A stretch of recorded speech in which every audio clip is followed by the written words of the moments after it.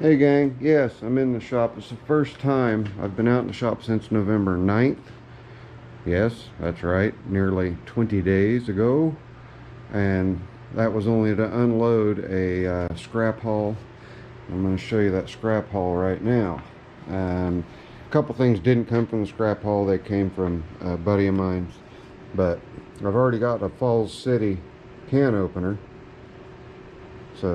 and bottle opener, so now I have a Falls City can, and that side's in pretty nice shape. The other side's a little more raggedy, but thought that was cool. One of my neighbors gave me this. This is a match safe. See if I can get that sucker to open.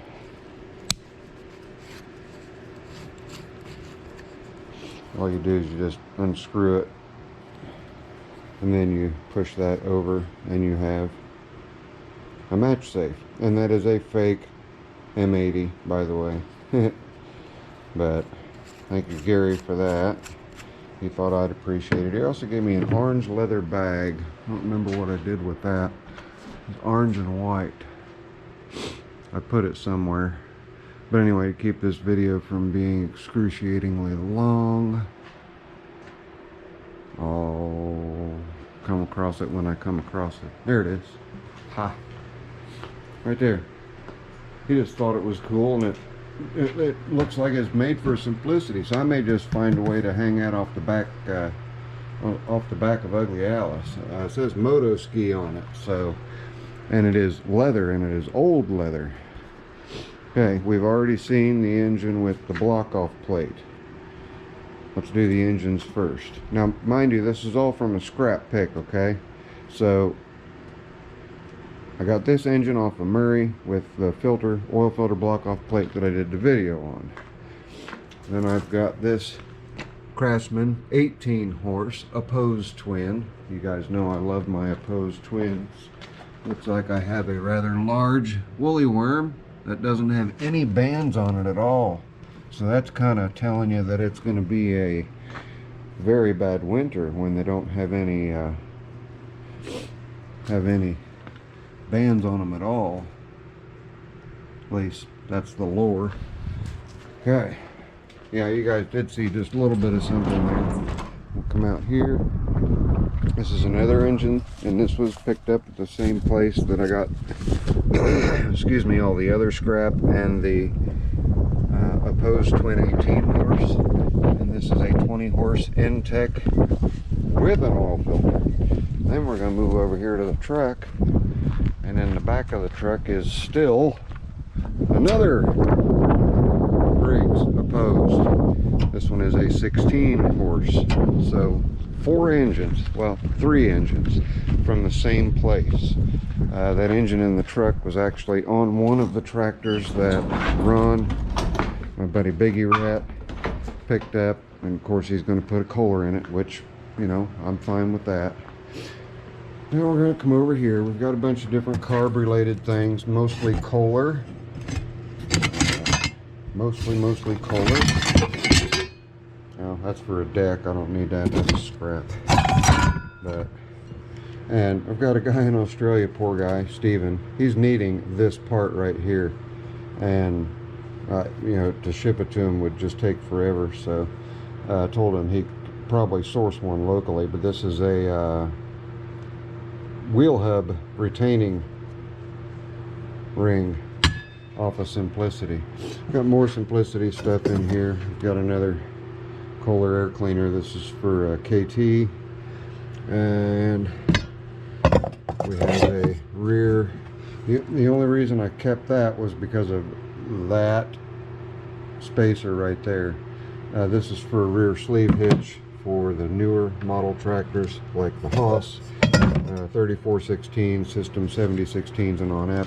Whole bunch of wheel bearings, chrome air cleaner for a Briggs, another Kohler air cleaner, an intake for an opposed, a muffler with a single inlet and a single outlet, and it's a well,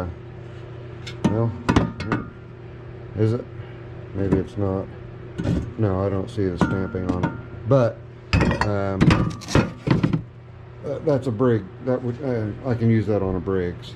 And then I have a starter generator mount, some fuel line that's in good shape, some drive shafts with the flex disc couplers still on them, an older license plate from 1989, and the one air cleaner assembly.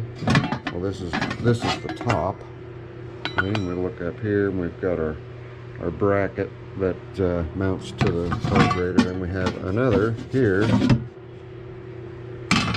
Here's the base plate with the gasket, and we have a good bevel gearbox, and this would be a early hydro, Vickers hydro, or a Simplicity, Alice, or Ward's foot dragger tractor bevel gearbox. A fake hand. I don't know why. I just, you know, it's weird. Maybe it's one of Shelby's missing arms. Where you at, Shelby? There you are. Are you missing an arm? She's right there. Okay, that takes care of this bucket, takes care of that bucket. Let's put this back in, that back in. I do have a chrome lid as well. I don't remember. Oh, it's in the toolbox of the truck. Went through those two things. This also came from the same place the Falls City beer came from. It's just a heavy aluminum pot, and it's itty bitty and teeny tiny. And I just thought it was cute. Besides, I can use this for draining fuel bowls and stuff like that. So I always grab cast iron whenever. This is a clamp-on LED light that I'm going to put over on the smithy lathe. That also came from the same place that came from. And don't worry, we'll get to that.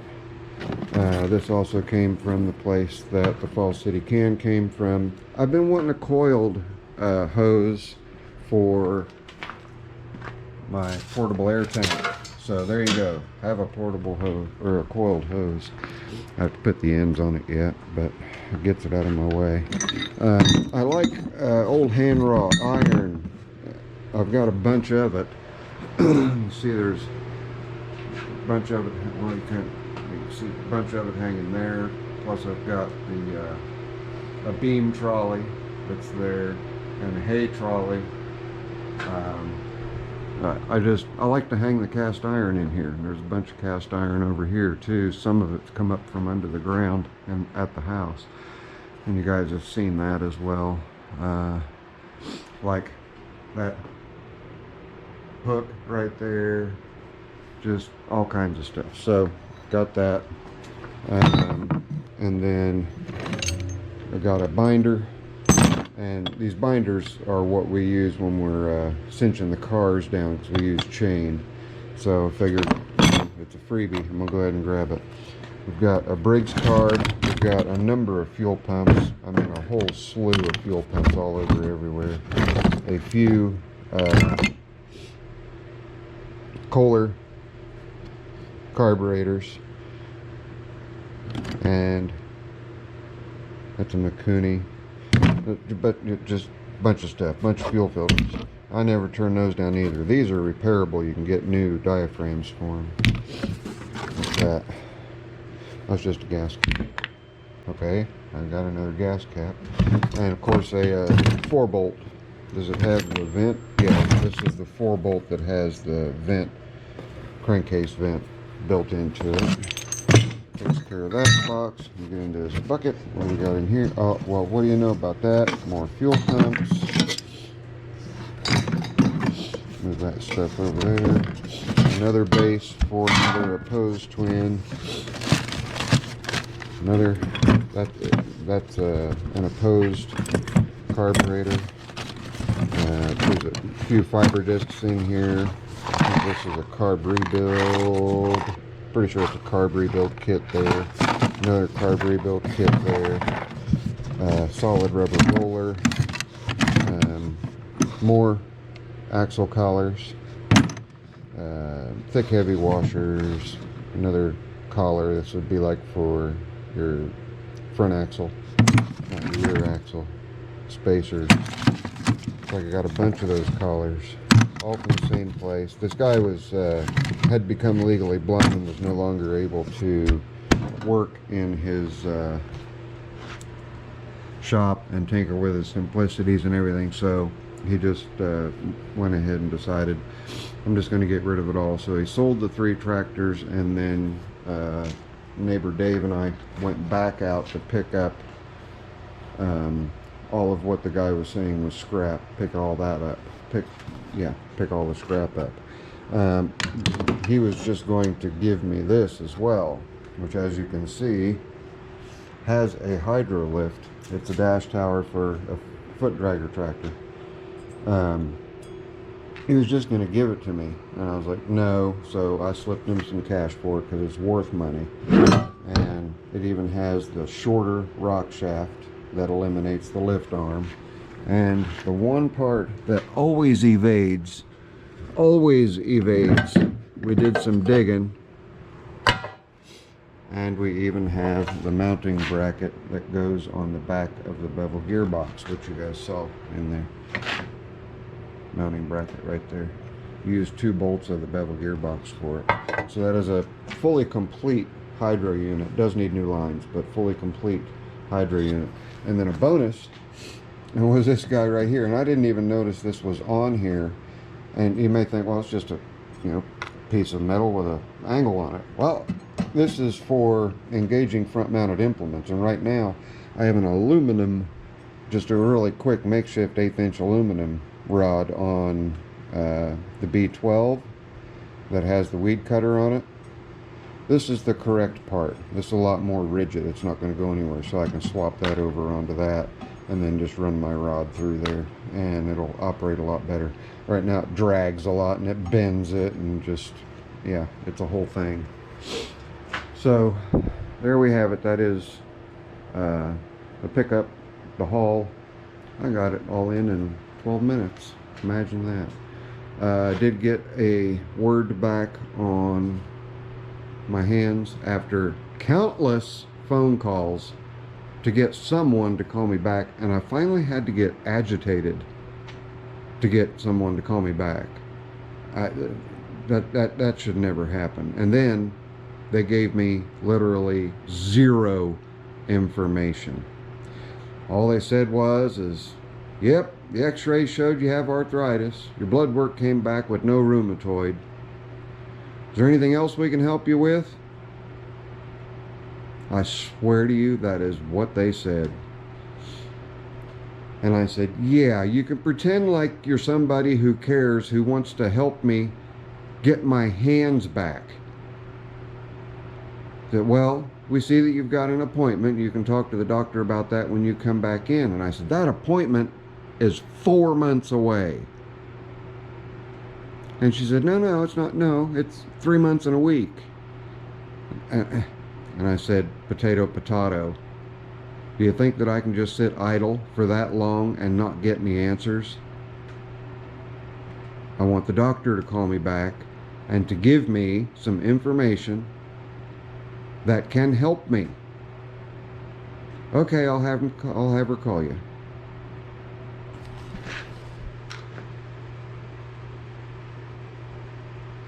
That was Monday. It is now Sunday, and no phone call. So guess who gets to make another phone call? I'm so over that. I'm just over it. I'm gonna see what I can do when I go to my primary care and see if she can do something else. And then you guys might notice there's a there's another motorcycle in the mix. And yeah, he wanted this gone too. Same guy that had the rest of the scrap. He wanted it gone too. It's got brand new paint on it. It's a Toyota color. Give me just a second. Whoops. Hang on. I left my phone out here. And don't worry, I left it out here on purpose because I was trying to send an email and I wanted to be sure it's sent. So, all right.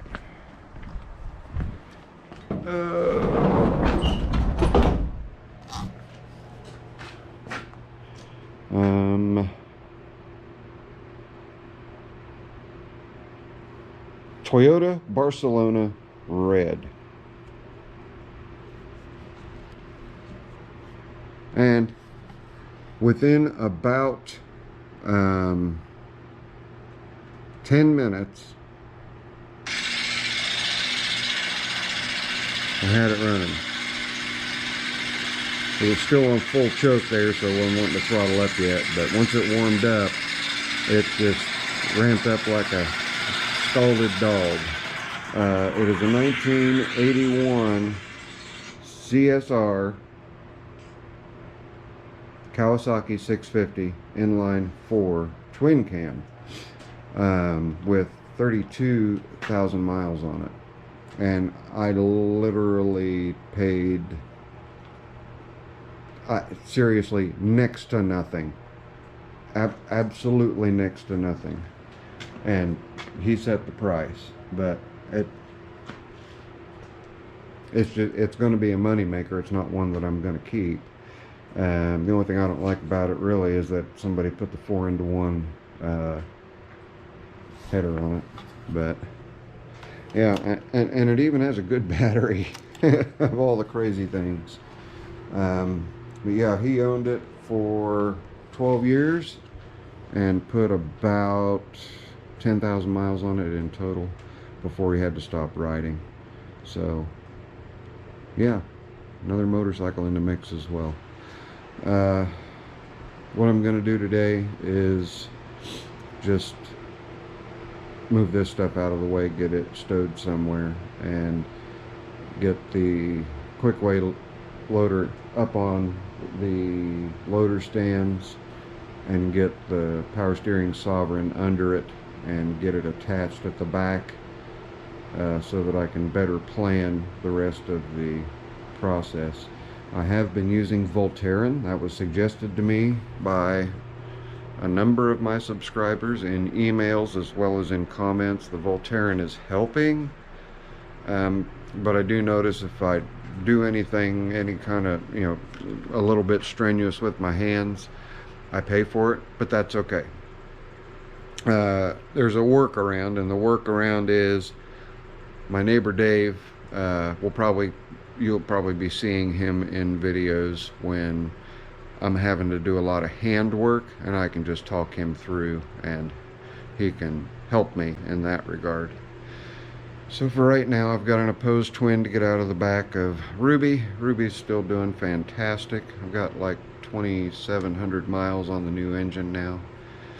I don't put a lot of miles on vehicles, but is there anything else, any more updates? I don't think there are. I think we pretty well covered it all. Yeah, we did. So, I got a little box of goodies with the motorcycle as well. But that's it.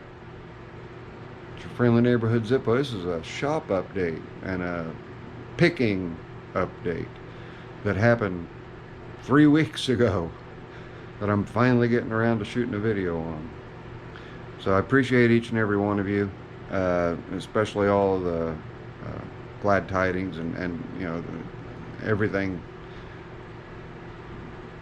all the encouragement, and especially for Sean being so understanding. But like I say, we're going to try to go ahead and get the loader semi-mounted right now. So I'll pop the camera back on, but as for this video, it's done. It's your friendly neighborhood Zippo. I promise you guys, I'll see you when I see you. Later. I'm out of here. My most humble of apologies. We'll just tack this on to the end of the scrap haul. I didn't turn the camera on because I was a man on a mission. Loader is mounted to the power steering Sovereign. Mounted to the back on the cross brace. These supports are just hanging out, and they're hanging out right where I anticipated they would. You can see right down here on this one, right there where the frame is on the other tractor. The frame is not on this one, as you can see. So I've just got the bolt. All right, get in there. I've just got it sitting on the bolt. so that's where I need to do my reinforcing and make my get my angle iron cut in there. The pump is still hanging right there in front. The pump is not mounted. The pump's going to be a whole other story, but I can raise the lift and then block the lift and hold it in an upright position so that I can maneuver the tractor around, because obviously I'm not going to work in this tight confined space right next to the wood stove, which, by the way, has got me sweating in here. Looks like my lens is a little dirty. Hang on. Is that better? You guys see a little better? Bet you thought it was your eyes, didn't you? He wants the hood on it, so we'll figure out a way to get the hood on. But like I did say before, this pipe right here, we won't be able to do that. We have to shorten it, and it's going to have to exit out. It's probably just going to exit straight out of the grill, is my guess, because like I say, it doesn't want the hood mounted. And what I'm going to do with the hood is I'm just going to cut slots where the mounting holes are. It's got 2 mounting holes, one on either side. I'm just going to cut slots, and then I'm going to rigid mount bolts here and there, so that all he has to do is undo his little rubber bungees from the pins here. Right there, can you see them? From those pins, and just lift the hood straight up off. Make it as easy as we can on him, because there's no way he's going to be able to check the oil. It's not like my Sunstar that I can pull his front bracket off so I can tilt the hood up. But I feel a little bit accomplished. I'm glad I did get that far. And like I say, I can lift the bucket loader up with my lift and block it so that it will stay up, and that's easy enough to do. All you have to do is make sure it's a good soft piece of wood. You get it up as high as you want it, and then you just wedge it between here and the cylinder, and then strap it so it doesn't have a chance of popping out of there. So there won't be any load on the cylinders. It's just going to essentially just be holding it up in the air. And I'm going to need it up in the air when I'm figuring out the mounting of the pump and getting the 1 inch or 1.1/8 pulley mounted down here to the crankshaft. So looks like my oil drain's going to have to go somewhere else also. Excuse me, Sean's oil drain. I know, I'm Sean, he's Sean, but anyway, but it is mounted ish. Next step is going to be backing it out, getting it blocked up so that I can get the pump mounted. Once I get the pump mounted, then we will look at getting these arms braced, and then we also need to reinforce the frame here in the back like we talked about before. And we're just going to do that with a little bit of angle iron on the inside of each side of the tower, wherever we can, so that we're not interfering with anything, because we don't want this thing to just bend in half. It's the last thing we want to happen. And I believe I did mention that, you know, we would have power steering cylinder problems, and it's very evident right here. It just won't work right there. But we'll figure it. We'll get it. Now the angle iron I can skirt down in there, so I'm not too worried about that. Alright, I guess that's enough. That's another 5 minutes added on to the scrap video. So Sean, there's some progress. The loader is physically mounted, bolted on, rigid with the tractor. As you can see, I'm moving the loader and the tractor is moving right along with it, so everything's good in that regard. So the next video will be, well, the next in the series is going to be mounting the pump onto the front of the tractor so that we can put these two little levers to work, and I will be able to operate the loader without these front supports being mounted, but they will need to be secured where they're at right now, which is sitting down on the frame, because as soon as I lift this up, it's going to want to push these down, and I do need to make sure that when I do that, that it's not going to start pushing them forward, because it can't push them too far forward, or I might run into a problem with the regulator rectifier on the engine. We certainly don't want to bumble that up. So, alright, now it really is the end of this video. It's your friendly neighborhood Zippo. So thank you guys for hanging out with me in the shop for a little bit. You didn't see much wrench turning, but you will. Appreciate each and every one of you. I'll see you when I see you. Later. I'm out of here.